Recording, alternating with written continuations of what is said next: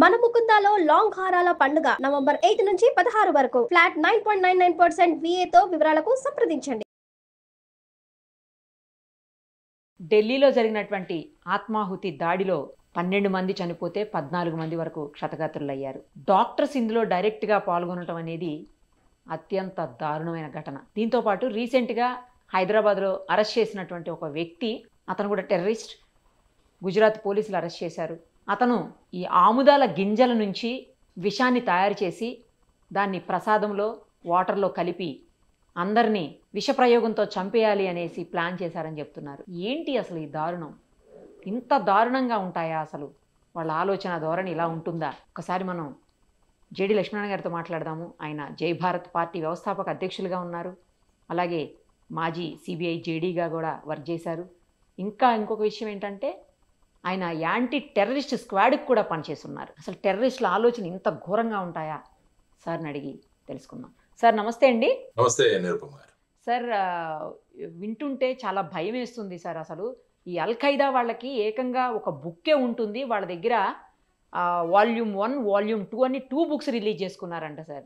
ఎట్లా ఇంట్లో ఉన్నటువంటి బయోడిగ్రేడబుల్ వస్తువులతోటి ఏ రకంగా మనం విషాల్ని లేకపోతే ఇలాంటి పాయిజన్ సంబంధించినటువంటి పదార్థాలను తయారు చేసి జనాల్ని చంపచ్చు అనేసి ఆముదం గింజలు కావచ్చు, లేకపోతే బంగాళదుంపల్లో బ్లాక్ స్పాట్స్ ఉంటాయి కదా సార్, వాటితోటి తయారు చేయటం, ఇట్లా రకరకాలైనటువంటి వస్తువులతో తయారు చేయటం అని చెప్పి వింటుంటే అవి చాలా అసలు ఒళ్ళు గగురు పొడుస్తుంది సార్. ఏంటి అసలు ఇది? మీరు ఇలాంటి విన్నారా సార్? ఇలాంటి వాళ్ళ సాహిత్యం లేకపోతే వాళ్ళు రాసుకునేటువంటి బుక్స్ ఎప్పుడన్నా మీరు కూడా సీజ్ చేసినటువంటి ఘటనలు ఉన్నాయా సార్? యాక్చువల్ గా మీరు చూసుకుంటే ఇంతవరకు జరిగిన టెర్రరిస్ట్ ఇన్సిడెంట్ మీరు గమనిస్తే సాధారణంగా చిన్న చిన్న పనులు చేసుకునే వాళ్ళు, ఎక్కడో మెకానిక్ షాప్ లో పనిచేసేవాళ్ళు, లేకుంటే ఎలక్ట్రీషియన్స్, ఇలాంటి వాళ్ళను బ్రెయిన్ వాష్ చేసి వాళ్ళని బయటికి పంపించి ట్రైనింగ్ ఇచ్చి వాళ్ళను ఈ విధమైన ఉగ్రవాద దాడులు చేసేటట్టుగా చేసే ఇంతవరకు ఉన్న టెర్రర్ మాడ్యూల్స్ మీరు చూస్తే ఆ విధంగా ఉంటుంది. ఈవెన్ మీరు ముంబైలో జరిగిన అటాక్ చూసినా కూడా కసాబ్ కావచ్చు, వారితో పాటు వచ్చిన వాళ్ళు, వాళ్ళంతా కూడా చిన్న చిన్న పనులు చేసుకునేవాళ్ళు. వాళ్ళని ఈ మతం పేరు మీదట వాళ్ళను ఇది చేసి బ్రెయిన్ వాష్ చేసి వాళ్ళను మీరు చనిపోయిన తర్వాత మీరు స్వర్గానికి వెళ్తారు, అక్కడ మీకు చాలా సుఖాలు అందుతాయి, జన్నత్ అని ఇలాంటి రకరకాల విషయాలు చెప్పి వాళ్ళను బ్రెయిన్ వాష్ చేస్తూ ఉంటారు. కానీ నిన్న జరిగిన సంఘటనలు మీరు ఒకసారి చూస్తే వీళ్ళందరూ కూడా మెజారిటీ డాక్టర్స్ ఉన్నారు. అవును సార్, ఉన్నత విద్యావంతులు, ఉన్నత విద్యావంతులు. అందుకనే నిన్న జరిగిన టెర్రర్ ఇన్సిడెంట్స్ ఏదైతే ఉన్నాయో వాటిని వైట్ కాలర్ టెర్రరిజం అనొచ్చు.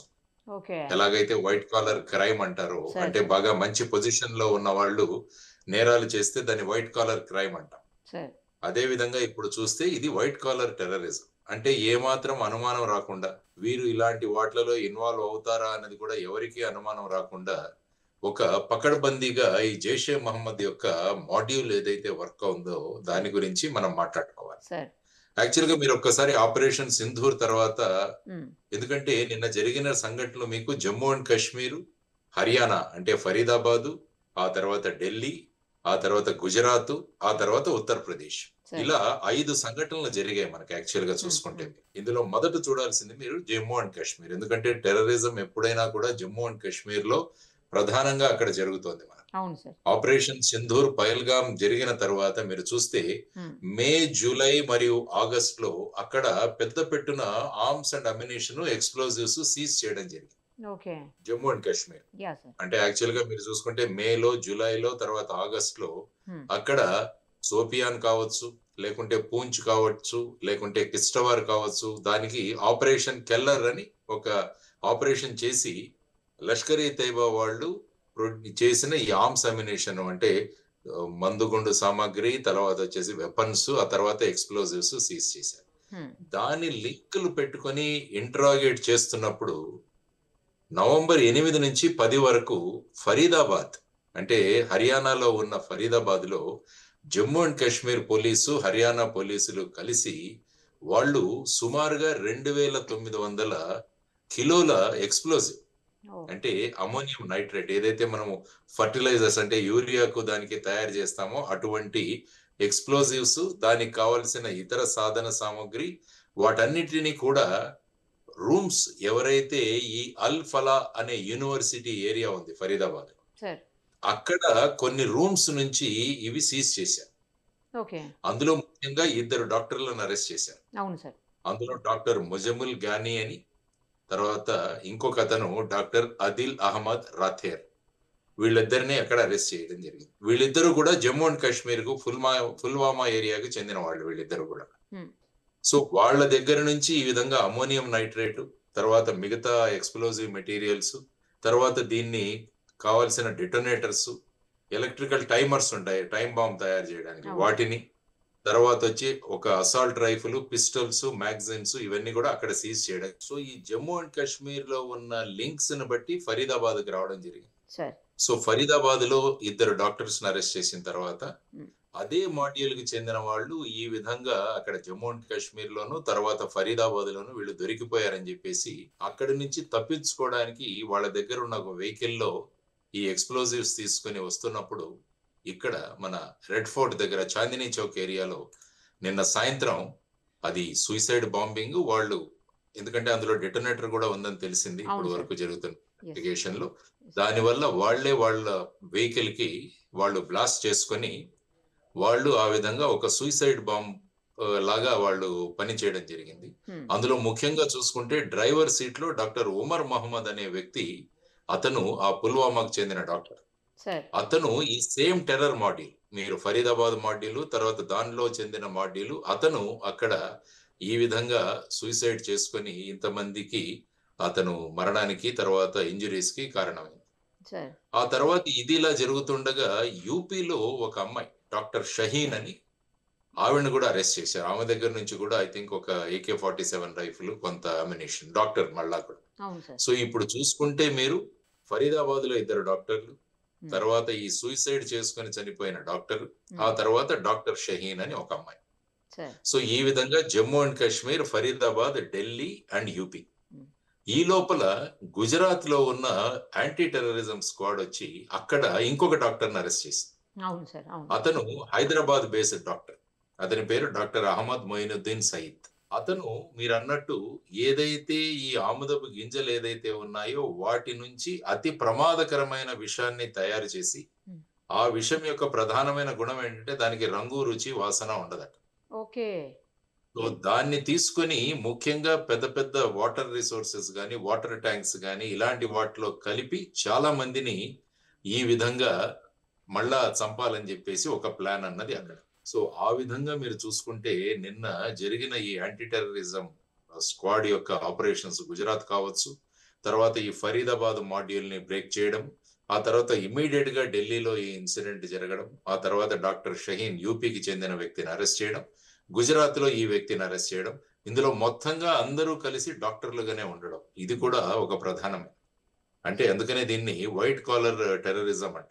ఈ డాక్టర్ షహీన్ అని షహీన్ షయీద్ అని ఎవరైతే ఈ అమ్మాయిని అరెస్ట్ చేశారో ఆ అమ్మాయి యాక్చువల్ గా జైషే మహమ్మద్ యొక్క విమెన్స్ వింగ్ దాన్ని మొదలు పెట్టడానికి ప్రధానమైన రీజన్ అని చెప్పేసి మనకు రిపోర్ట్స్ నుంచి రావడం జరిగింది. సో దానితో యాక్చువల్ గా ఈవిడ కారు నుంచి కూడా ఒక AK-47, తర్వాత ఈ వైట్ కాలర్ టెర్రర్ సిస్టమ్ ఏదైతే ఉందో దానిలో ఈమె కూడా మెంబర్ గానే అన్నట్టుగా మాట్లాడుతున్నారు.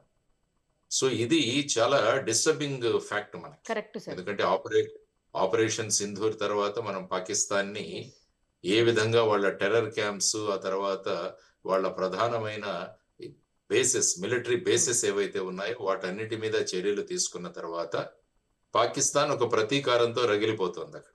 ముఖ్యంగా జైషే మహమ్మద్ యొక్క చీఫ్ ఎవరైతే ఉన్నారో మౌలానా మసూద్ అజర్, వాళ్ళ కుటుంబ సభ్యులందరినీ కూడా మన అటాక్స్ లో చంపివేయడం జరిగింది. సో దానితో ఈ జైషే మహమ్మద్ సంఘటన ఏ విధంగా మళ్ళా భారతదేశంలో అల్లకల్లోలం సృష్టించాలన్న ధోరణిలో ఈ మొత్తం ఈ మాడ్యూల్ ఏదైతే ఉందో ఆ మాడ్యూల్ ని ఆపరేట్ చేసిందని మనం అనుకోవచ్చు. సో ఇది ప్రధానంగా మనం ఆలోచించాలి. దానితో మొత్తం పోలీస్ ఫోర్స్ అలర్ట్ అయ్యి అనేక ప్రదేశాల్లో ఇంక్లూడింగ్ హైదరాబాద్ కావచ్చు, మిగతా ప్రాంతాల్లో కూడా చెకింగ్స్, తర్వాత ఈ స్లీపర్ సెల్స్ అని ఉంటాయి చాలా చోట్ల. స్లీపర్ సెల్స్ అంటే వాళ్ళందరూ కొంత మాటకు ట్రైనింగ్, తర్వాత వాళ్ళ కాంటాక్ట్స్ లో ఉంటారు, వీళ్ళందరినీ కూడా అప్పుడప్పుడు యాక్టివేట్ చేస్తుంటారు. సో ఈ స్లీపర్ సెల్స్ కూడా ఏ విధంగా యాక్టివేట్ అవుతాయన్న దీంట్లో కూడా పోలీసు విస్తృతంగా చర్యలు తీసుకోవడం, తర్వాత సెర్చ్లు చేయడం, ప్రజల్ని కూడా జాగ్రత్తగా ఉండమని చెప్పడం, ఇదంతా కూడా మనం చూసాము. సో ఈ వైట్ కాలర్ అన్న రాడికలైజేషన్ జరగడం అన్నది ఇట్స్ ఎ డిస్టర్బింగ్ ఫీచర్. ఇంతకు ముందంతా చిన్న చిన్న వాళ్ళు చేశారని అనుకునే వాళ్ళం, కానీ ఇప్పుడు చూసుకుంటే డాక్టర్ ముజమిల్ కావచ్చు, డాక్టర్ ఆదిల్ కావచ్చు, డాక్టర్ ఉమర్ కావచ్చు, డాక్టర్ షహీన్ కావచ్చు, డాక్టర్ సయీద్ కావచ్చు, వీళ్ళందరూ కూడా ఈ విధంగా బ్రెయిన్ వాష్ చేయించుకొని వీళ్ళంతా ఈ విధమైన ప్రొఫెషనల్ రాడికలైజేషన్ జరుగుతుండడం చాలా disturbing for the country also. So దీన్ని మనం ప్రధానంగా కాన్సన్ట్రేట్ చేయాల్సిన అవసరం ఉందని నేను అనుకుంటాను. సార్, ఇప్పుడు చర్యలు మన వైపు నుంచి, ఎందుకంటే చర్యకి ప్రతి చర్య ఖచ్చితంగా ఉంటుంది కదా, మరి మన సైడ్ నుంచి కూడా ఏమన్నా మళ్ళీ ఆపరేషన్ సింధూర్ 2 ఏమన్నా స్టార్ట్ అయ్యే అవకాశాలు ఉన్నాయా అనే ప్రశ్న కూడా అందరిలో మెదులుతోంది సార్. అంటే బేసిక్ గా ఏంటంటే ఇప్పుడు అరెస్ట్ చేయబడిన వాళ్ళంతా కూడా మన దేశానికి చెందిన వాళ్ళు. సో ఇప్పుడు వీళ్ళ వెనకాల ఉన్న కీ ఫిగర్స్ ఎవరెవరు అన్నదాన్ని లింకప్ చేయాలి.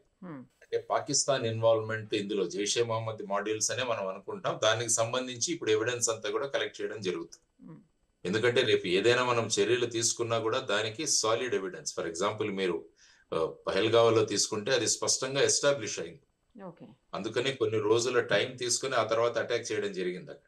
అంటే ఇందులో స్పష్టంగా పాకిస్తాన్ యొక్క ఐఎస్ఐ, మిగతా సంస్థలు అవన్నీ కూడా ఇన్వాల్వ్ అయి ఉన్నాయని మనం కాంక్రీట్ ఎవిడెన్స్ కలెక్ట్ చేసిన తర్వాత మనం మే 7వ తారీఖున, యాక్చువల్గా అది జరిగింది ఏప్రిల్ 27, మనం యాక్చువల్గా అటాక్ చేసింది మే 7th నుంచి మనం అటాక్ చేసుకుంటూ వెళ్ళాం.